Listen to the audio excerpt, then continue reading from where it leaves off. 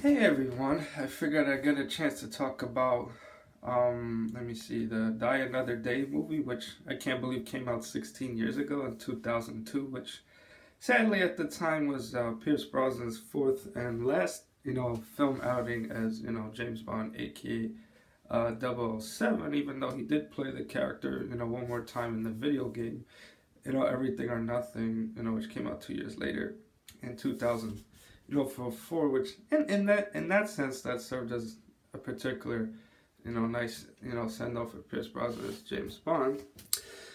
What can I say about Die Another Day? I can't believe, when that movie came out back in 2002, I was like 15 years old at the time, and what makes that movie particularly special, one reason is because it was the 20th James Bond film, and of course at that particular time it was also the 40th, anniversary of the James Bond franchise, which, of course, many people know started off in 1962 with the Doctor No, which, of course, had Sean Connery, at the time.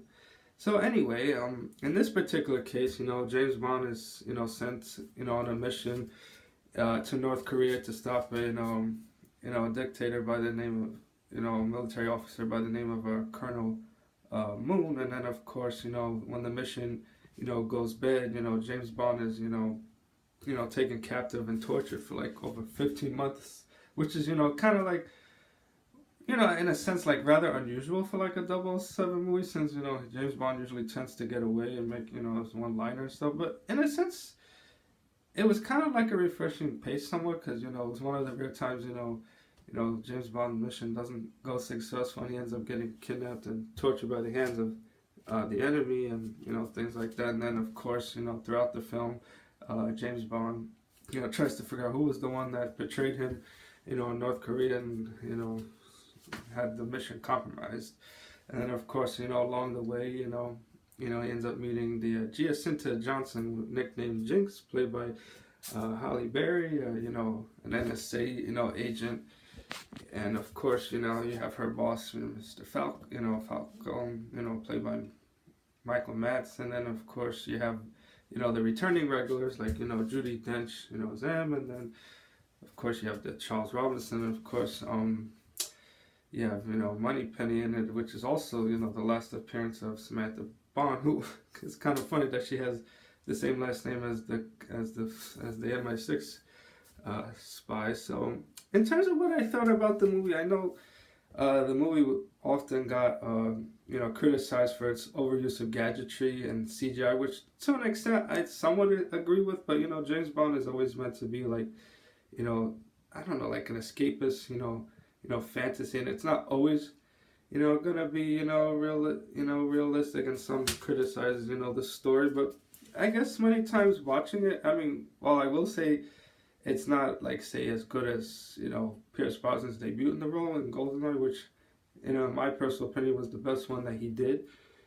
But it's still actually pretty watchable, and I know many people criticize the Die Another Day theme song, which of course Madonna sang, and of course she's one of the only singers in the franchise to also have a cameo in the role as a fencing instructor, named Verity. But I think the song is quite catchy and cool. It's something different. I mean, I would just say I kind of wish Pierce Brosnan would have gotten a chance to play 007 one more time on screen, like say if it was in Casino Royale or a different 007 movie, because he didn't really look quite too old in the movie, considering at that time he was like 49 years old, which is much more realistic than say Roger Moore, who at the time his last particular film was A View to a Kill in 1985, and that particular one, he was 58 years old, and of course in A View to a Kill, you could definitely notice his age,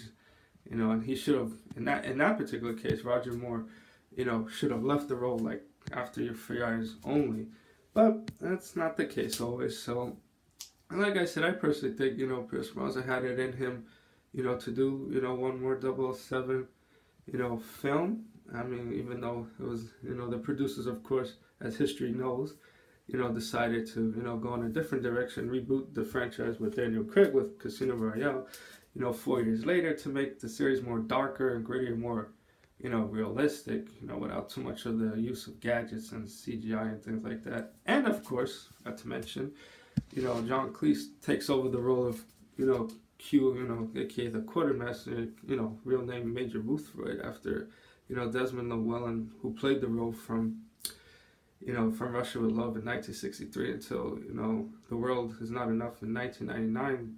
Unfortunately, in his case, Desmond Llewellyn, was killed in a, car accident, after, just before the movie World Was Not Enough 3 years prior. So they had to, so in a sense, in the previous movie, the original quartermaster's, retirement was kind of hinted at, so it wasn't a total surprise. John Cleese does a pretty good job as a replacement, and usually with the quips and one-liners and things like that. So overall, I would say for a 40th anniversary film, Die Another Day is passable and watchable. I mean, like I said, it may not be the greatest, 007 entry, but I know many will say Pierce Brosnan could have gotten a better send-off, but the way I see it, how bad could you go with, I mean, if you're going to have one more 007, well, you might as well have it with a decent Bond girl. In that particular case, it's Halle Berry. So, all is well. So, that's my particular thoughts on the film. Okay, everyone, thanks for watching.